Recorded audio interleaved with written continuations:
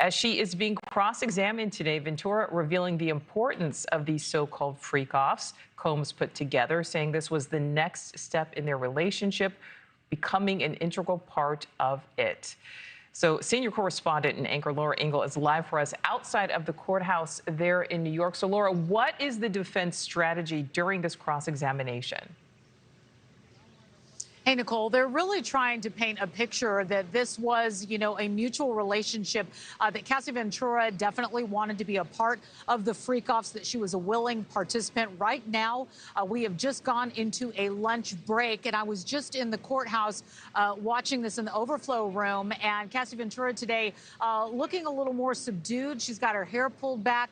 She's wearing a blazer, and she's being asked right now by the defense. This is the first day of cross-examination. She's being asked specifically about the drug use in the relationship that she had for all those years with Sean Combs, what drugs they took, how much they took, what they felt like when they were on them, what they felt like when they were coming off of them, what the mood was like.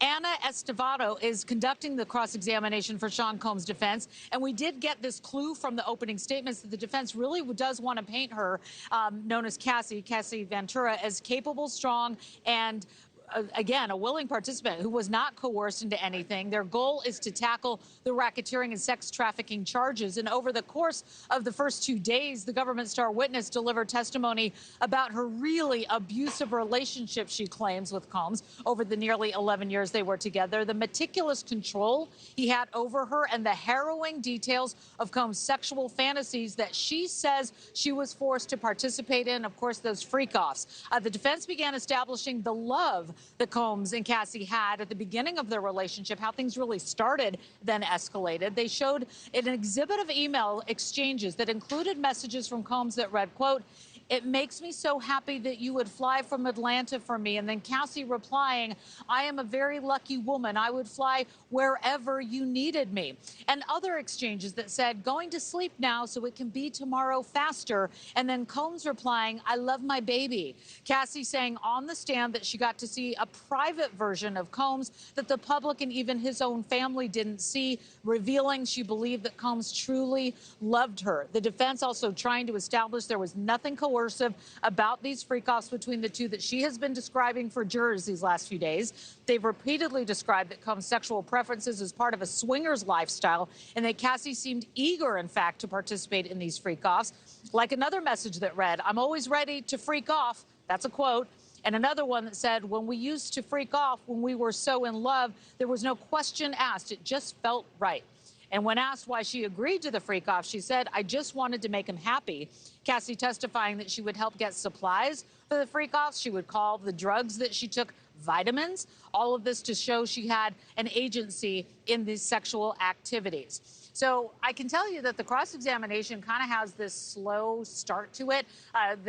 The defense attorneys are not coming in like gangbusters. They're just kind of laying down the foundation of what it was like, what drugs did you take, were you engaged in this, and so on. So that's where we are right now, of course, with a very active audience watching on, including Sean Combs paying very close attention. Nichole? All right, so Laura, you laid out a bit of it in the beginning there, but take us inside the courtroom. What is it like today? So we do have a very packed courtroom. The world's media is here. We have this overflow room, which has this live stream that we watch if you can't get into the courtroom. And we are seeing Sean Combs once again in his sweater with his collared shirt.